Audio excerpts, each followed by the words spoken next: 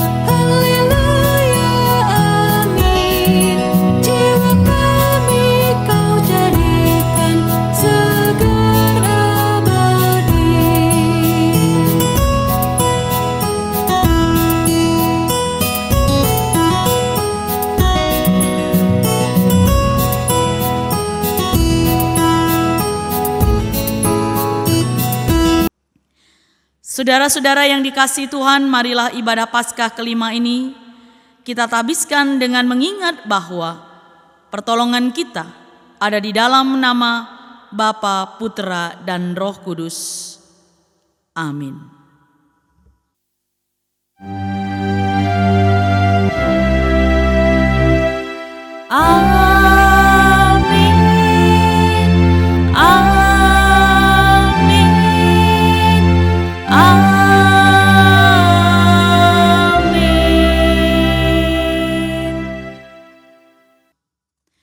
Kasih karunia dan damai sejahtera dari Allah Bapa kita dan dari Tuhan Yesus Kristus menyertai saudara sekalian. Silakan duduk. Mari Bapak Ibu kembali kita memuji nama Tuhan dari pelengkap Kidung Jemaat nomor 2, Mulia, Mulia namanya.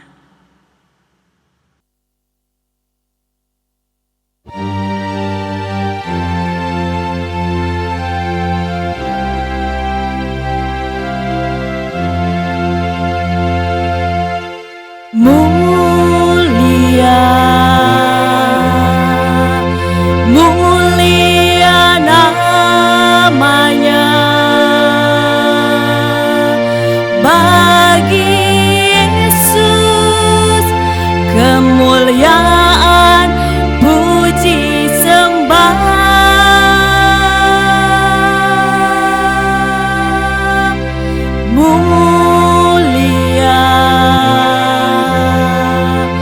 Kekuasaannya memberi berkat bagi jemaat, bersyukurlah, pujilah, tinggikanlah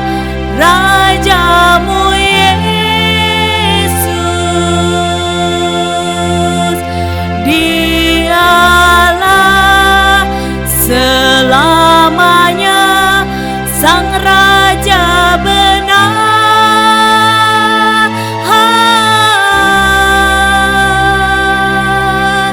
mulia, mulia namanya, Sang Penebus, Maha Kudus, Maha Besar.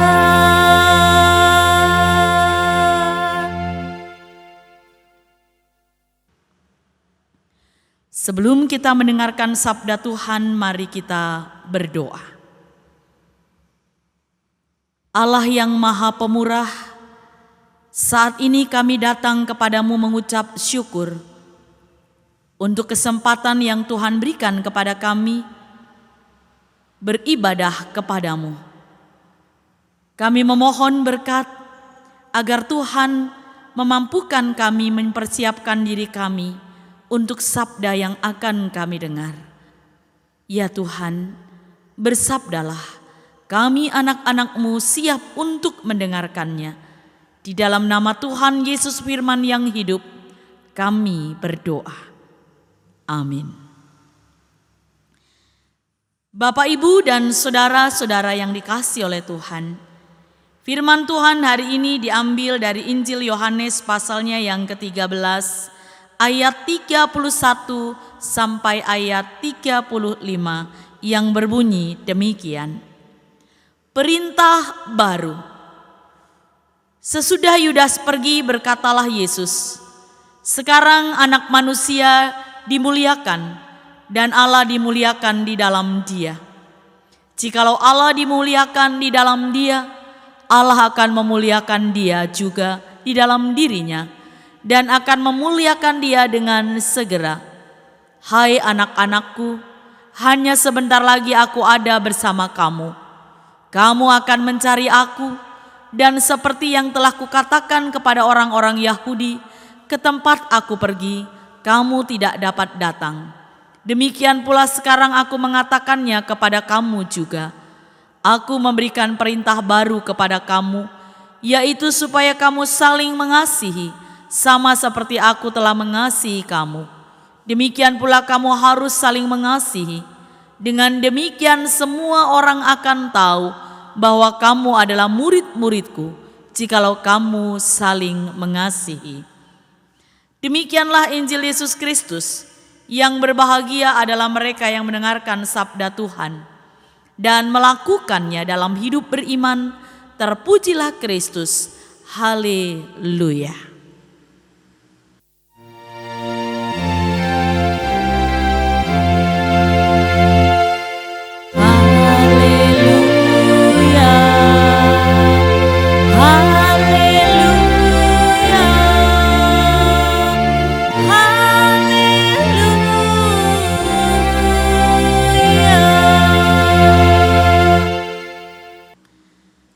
Jemaat yang dikasihi oleh Tuhan Yesus Kristus, pandangan Tuhan Yesus tentang kemuliaan jauh berbeda dengan pandangan kita manusia. Bagi Tuhan Yesus, dimuliakan berarti mau mengorbankan diri, melayani dengan penuh sungguh, dan mengasihi tanpa pamrih. Tetapi bagi kita manusia, apa itu dimuliakan? Dimuliakan berarti disanjung, dipuji-puji. Maka dimuliakan menurut Tuhan berbeda. Ketika Tuhan Yesus mengatakan, sekaranglah saatnya Anak Manusia dimuliakan dan Allah dimuliakan Dia. Ayat 31 dari Yohanes 13, yang dimaksudnya adalah bahwa Tuhan Yesus sedang menuju kematiannya, pengorbanannya di kayu salib untuk menebus dosa manusia yang berdosa.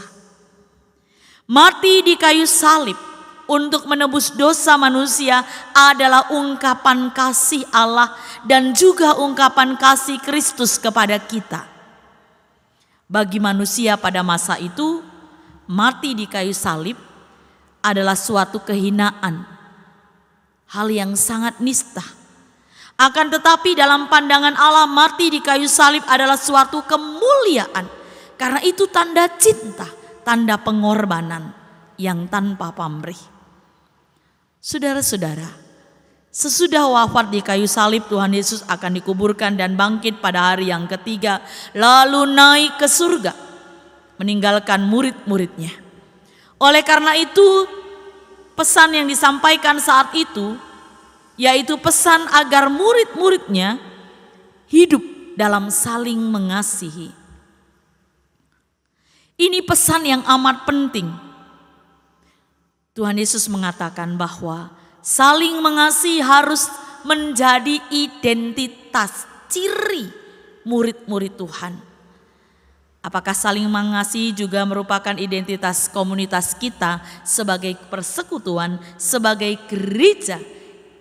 Apakah kita adalah orang-orang yang anggotanya saling mengasihi, saling menghargai, mau berkorban satu kepada yang lain, tidak mementingkan diri sendiri? Saudara-saudara, mengasihi saudara seiman harus menjadi prioritas menurut Galatia 6 ayat 10.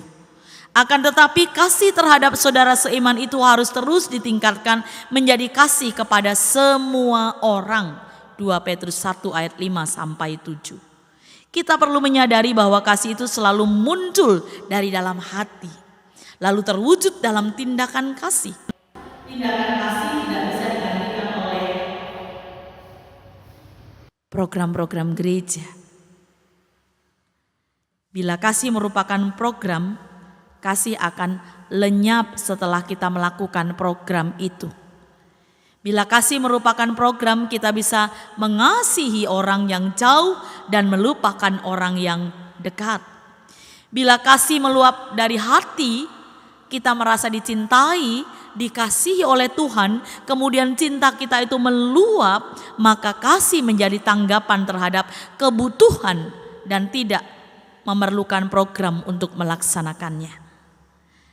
Kasih harus muncul dalam kehidupan kita sehari-hari dan menjadi kebiasaan saling mengasihi. Kita harus menjadi orang-orang yang murah hati, peduli kepada sesama, teristimewa mereka yang lemah dan tertindas. Kasih sesungguhnya adalah kasih Allah kepada kita, dan inilah yang menjadi modal ketika kita mengasihi sesama kita. Tuhan Yesus mengasihi kita dengan mengorbankan dirinya, dan ini teladan indah. Kita diharapkan meneladaninya dan mampu mengasihi tanpa pamrih. Mengasihi orang yang tidak mampu membalasnya, mengasihi orang yang membenci, mengasihi orang yang lemah. Ini tidak mudah, saudara-saudara. Tetapi inilah panggilan kita, supaya kasih yang kita rasakan juga dirasakan oleh sesama. Apakah kita bersedia untuk berkorban demi orang-orang yang kita kasihi, bahkan orang-orang yang tidak mengasihi kita, sebagaimana Kristus teladankan bagi kita? Apakah kita mampu mengasihi karena kita telah terlebih dahulu dikasihi? Ketika kita mampu meneladani Tuhan, berarti kita dimuliakan. Amin. Saat teduh bagi kita. Cuma dipersilahkan berdiri. Mari kita memperbaharui iman kita dengan mengikrarkan pengakuan iman rasuli. Aku percaya kepada Allah Bapa yang Maha Kuasa, Khalik langit dan bumi, dan kepada Yesus Kristus anaknya yang tunggal Tuhan kita, yang dikandung daripada Roh Kudus, yang menderita di bawah pemerintahan Pontius Pilatus, disalibkan, mati dan dikuburkan, turun ke dalam kerajaan maut. Pada hari yang ketiga bangkit pula dari antara orang mati, naik ke surga, duduk di sebelah kanan Allah Bapa yang Maha Kuasa, dan akan datang dari sana untuk menghakimi orang yang hidup dan yang mati. Aku percaya kepada Roh Kudus, gereja yang kudus dan am, persekutuan orang kudus, pengampunan dosa, kebangkitan daging dan hidup yang kekal. Silakan duduk. Mari kita bersatu dalam syafaat kita berdoa. Ya Bapa, kami bersyukur untuk sabda-Mu. Kami memohon berkat agar kami mampu menjadi anak-anak yang meneladani-Mu. Kami memang adalah orang-orang yang seringkali mendambakan kemuliaan yang berbeda dengan maksud dan kehendak-Mu. Kami ingin disanjung, dipuji, dan dielu-elukan. Untuk itu Tuhan, kami mohon pengampunan-Mu, dan biarlah kami boleh meneladani-Mu, dimuliakan dengan cara mengasihi tanpa pamrih. Kami mohon berkat kesembuhan bagi yang sakit, kekuatan bagi yang lemah, penghiburan bagi yang sedang berduka. Berkati anak-anak kami supaya tumbuh sehat, belajar dengan baik, berhati-hati dalam pergaulan, mendapatkan pekerjaan yang baik dan pasangan hidup yang takut akan Tuhan. Kami juga mohon berkat Bapa untuk para adiusuo. Diberkatilah mereka dalam masa tua mereka. Demikian juga dan janda duda dan anak yatim piatu. Keluarga, saudara, pasangan hidup, anak-anak kami yang saat ini berada di perantauan, Bapa berkati supaya selalu dalam kesehatan yang baik, rezeki yang baik, dan damai sejahtera melimpah. Kami mohon berkat panjang umur, kesehatan, dan rezeki bagi yang berulang tahun. Mohon berkat bagi gereja-Mu untuk dapat melayani dengan baik dan melakukan perintah-Mu untuk mengasihi. Demikian juga bangsa dan negara kami, pemimpin kami berkatilah dari pusat sampai daerah. Tuhan, inilah doa dan permohonan kami yang kami bawa kepadamu di dalam nama Kristus penyelamat kami yang hidup. Amin. Saudara-saudara, kita akan memberikan persembahan syukur. Marilah kita memberikan persembahan didasari firman Tuhan dari Mazmur 52 ayat 11. Aku hendak bersyukur kepadamu selama-lamanya, sebab Engkaulah yang bertindak, karena namamu baik. Aku hendak memasyurkannya di depan orang-orang yang kukasihi. Persembahan akan kita iringi dengan Kidung Jemaat 302, Ku beri persembahan.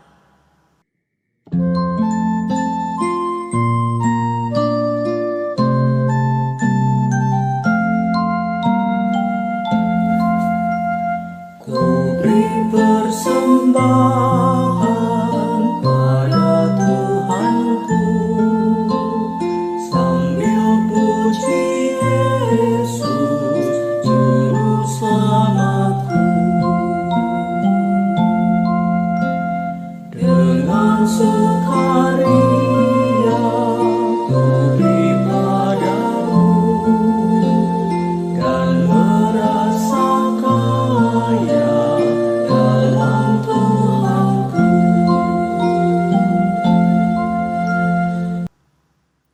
Cuma dipersilahkan berdiri, kita akan memberikan persembahan kita kepada Tuhan di dalam doa.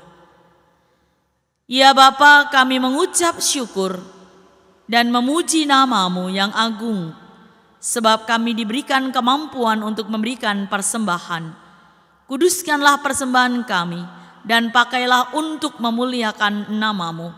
Berkati karya dan pekerjaan kami, usaha kami, supaya dari sana kami terus mampu mensyukuri berkat Tuhan dengan berbagi kepada sesama dan juga persekutuan. Kami akan undur dari ibadah ini, penyertaan-Mu kami harapkan. Kami berdoa kepadamu Tuhan di dalam nama Kristus Tuhan dan Juru Selamat kami. Amin.